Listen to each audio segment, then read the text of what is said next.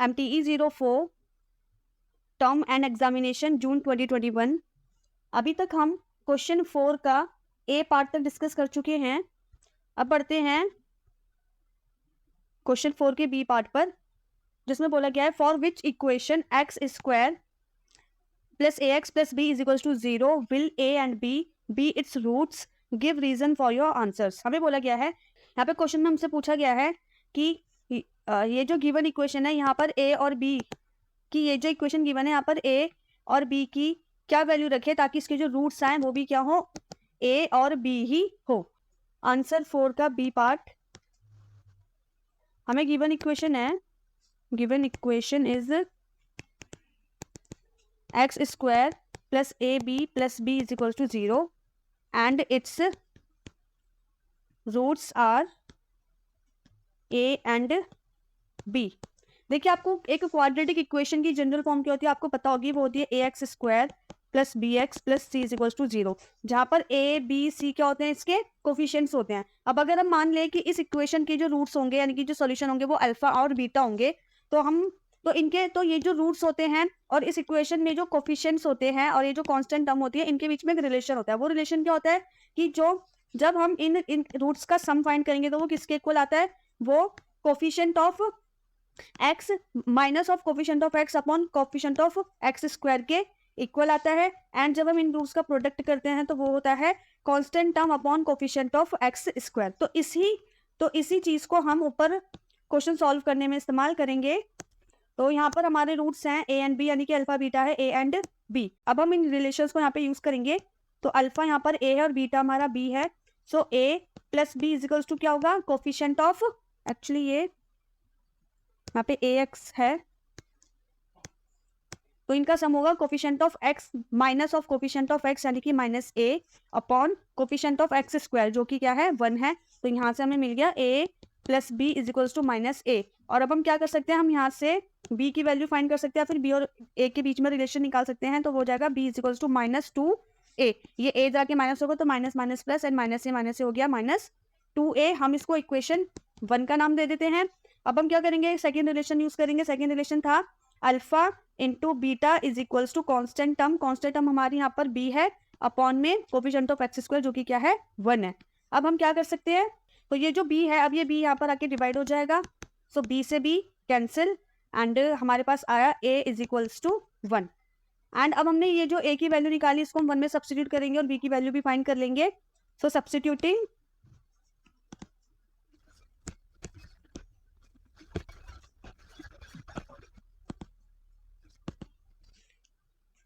Value of a in 1 और equation 1 है b is equals to minus 2a।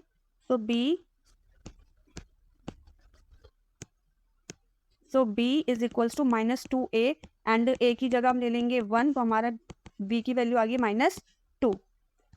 तो a क्या होगा 1 होगा, b क्या होगा माइनस 2 होगा। तो अब अगर हमें ये चेक करना है कि हमारी जो वैल्यूज आई है वो सेम है कि नहीं है, तो हम यहाँ पे जो इक्वेशन हमें गिवन थी x square plus a x plus b is equal to 0 यहाँ पे सब्स्टिट्यूट करते हैं तो हमें इक्वेशन मिलेगी एक्स स्क्वायर प्लस 1, ए की जगह 1 आ जाएगा एक्स और बी की जगह आ जाएगा माइनस 2 इज इक्वल टू 0।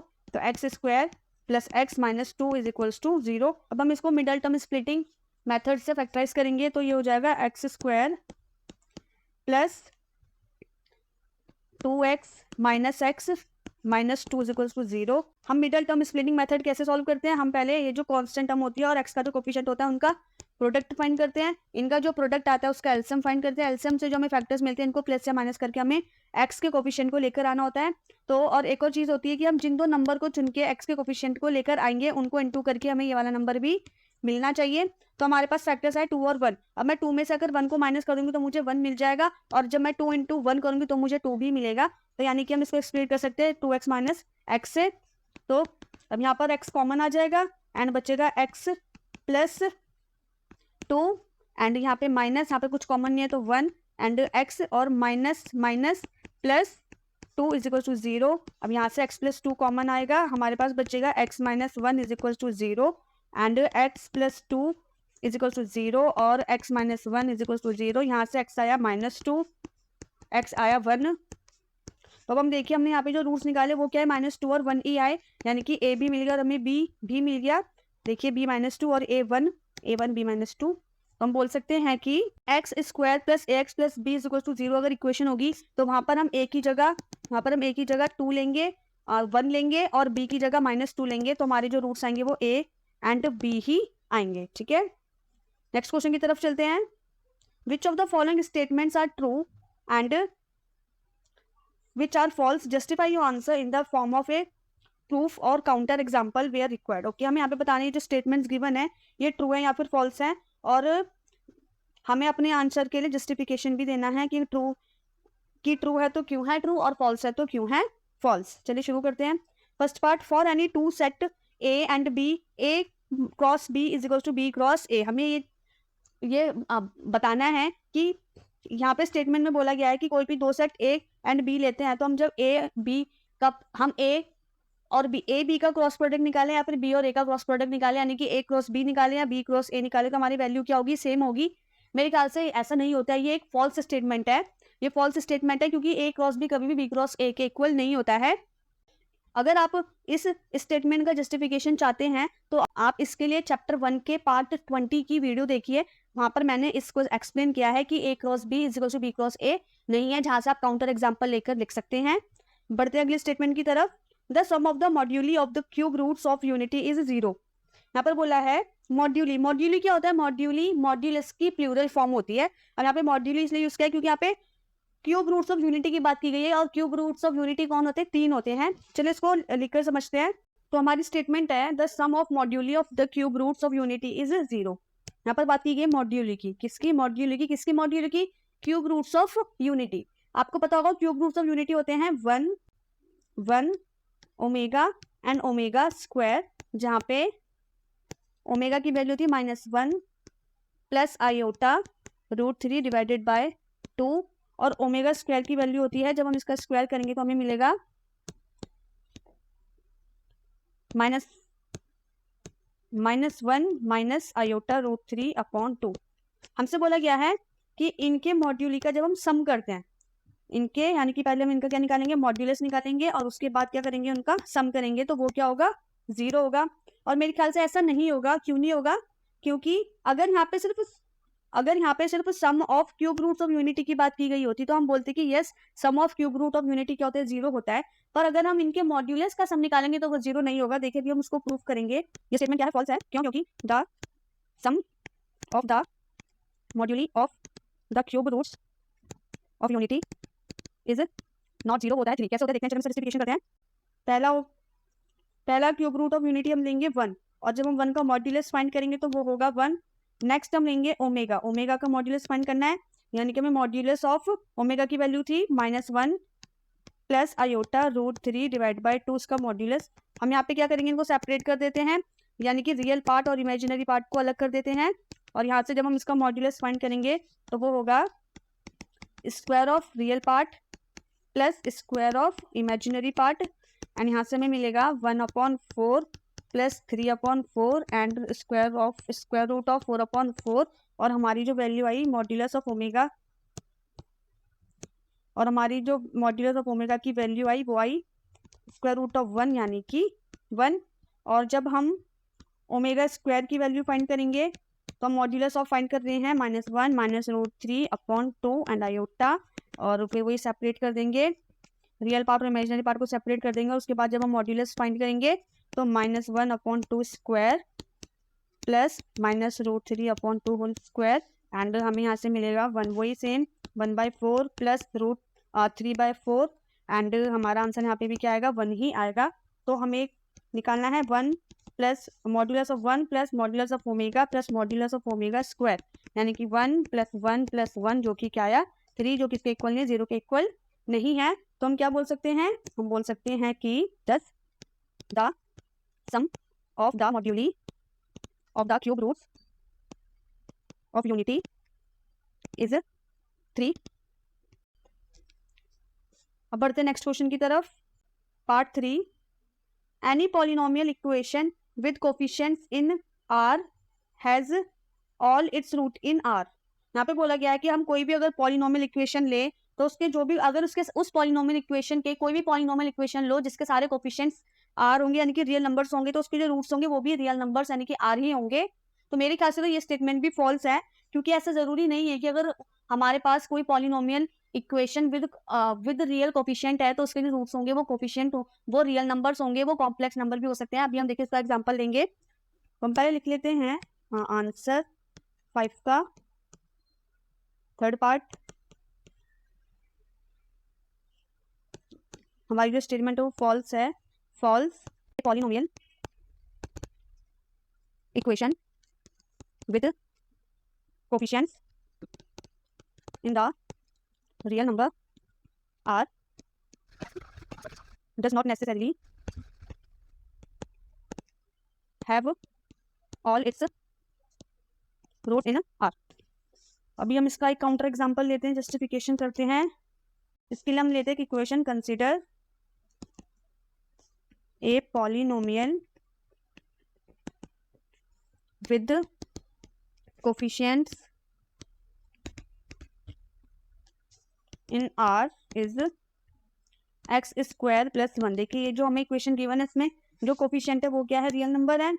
तो अब अगर हम यहाँ से एक्स स्क्वायर की वैल्यू फाइंड करेंगे तो एक्स स्क्वायर हो जाएगा -1। तो अब क्या होगा, हम यहाँ से स्क्वायर हटाएंगे तो यहाँ पे स्क्वायर रूट आ जाएगा एंड प्लस माइनस। तो अब आपको ये पता है कि जो रूट -1 की वैल्यू क्या होती है, आयोटा होती है। तो हम यहाँ पे क्या लिख सकते हैं, इसकी जगह प्लस माइनस आयोटा लिख सकते हैं। तो जो आई आया वो क्या आया, यहाँ पर हमें जो रूट मिले, एक मिला हमें प्लस ऑफ रूट -1, एक मिला माइनस ऑफ रूट -1। तो यहाँ पे जो हमें कोफिशिएंट मिले दोनों इमेजिनरी नंबर मिले हैं, तो हम बोल सकते हैं x is equal to plus minus iota where i is an imaginary unit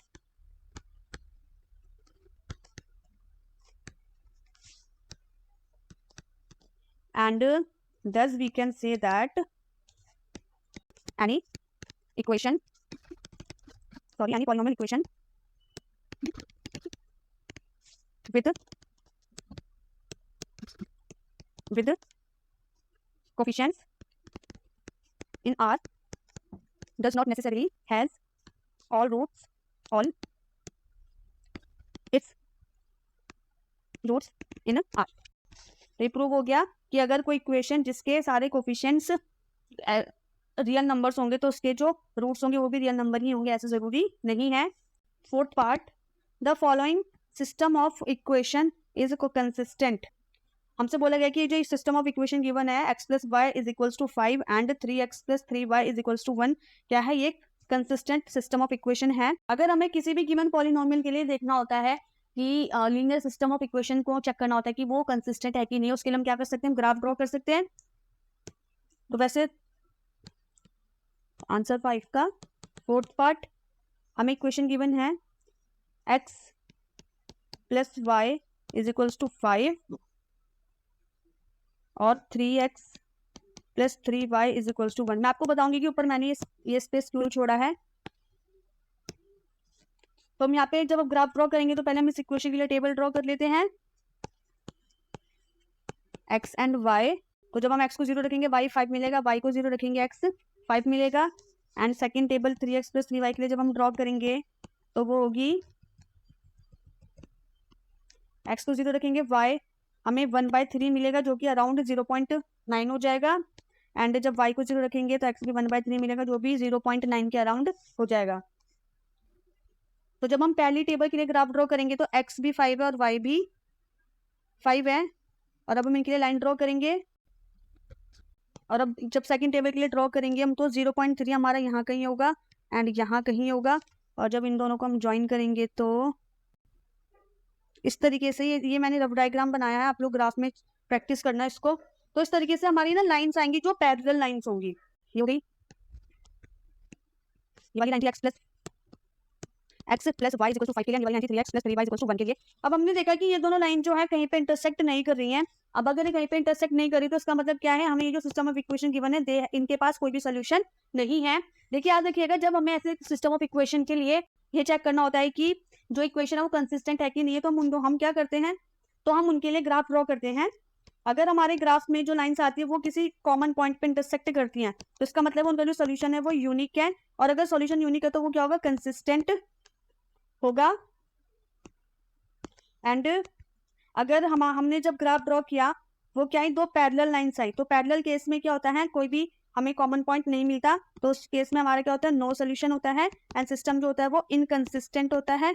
और एक और केस होता है जब हम ग्राफ ड्रॉ करते हैं तो जो सारी लाइंस होती है वो कॉन्साइड करती है, मतलब जिस पॉइंट से ये वाली लाइन गुजरेगी उसी पॉइंट से दूसरी इक्वेशन की भी लाइन गुजरेंगी। तो इसका मतलब क्या है, हमें हर पॉइंट पे यहाँ पे हमें बहुत सारे सॉल्यूशन मिल जाएंगे। तो इस केस में हम बोलते हैं कि इक्वेशन के पास मैनी सॉल्यूशन है। जो इक्वेशंस कंसिस्टेंट होंगी उनके पास कम से कम एक सॉल्यूशन होगा, कम से कम एक का मतलब एक से ज्यादा चलेंगे। तो जब हम मैनी सॉल्यूशन के केस पर पहुंचेंगे तो उस केस में भी हमारे सिस्टम होगा वो क्या होगा, कंसिस्टेंट ही होगा। तो हम इस फिगर में इस सिचुएशन पे पहुंचे, हम इस फिगर में पैरेलल लाइन के सिचुएशन में पहुंचे, यानी कि कोई भी कॉमन पॉइंट हमें नहीं मिल रहा, तो हम क्या बोलेंगे कि जो सिस्टम ऑफ इक्वेशन है वो क्या है, इनकंसिस्टेंट है। और जबकि हमसे स्टेटमेंट में बोला गया कि सिस्टम ऑफ इक्वेशन क्या है, वो कंसिस्टेंट है, जो कि नहीं है ना। तो इसलिए हमारी जो गिवन स्टेटमेंट है वो क्या है, वो फॉल्स। मैंने स्पेस इसलिए छोड़ा था क्योंकि जब हम एग्जाम में लिखेंगे तो हमें पहले एग्जाम में अपना जस्टिफिकेशन देने से पहले बताना पड़ता है कि जो स्टेटमेंट है वो ट्रू है या फिर फॉल्स है। तो इसलिए हम लिखेंगे the given statement is false because the given system of equation is not consistent, या फिर हम लिख सकते हैं इज इनकंसिस्टेंट। मैं आशा करती हूँ हमने क्लास में जो डिस्कस किया है वो आपको समझ आया होगा। अगर आपको कोई डाउट है तो आप कमेंट कर सकते हैं। धन्यवाद।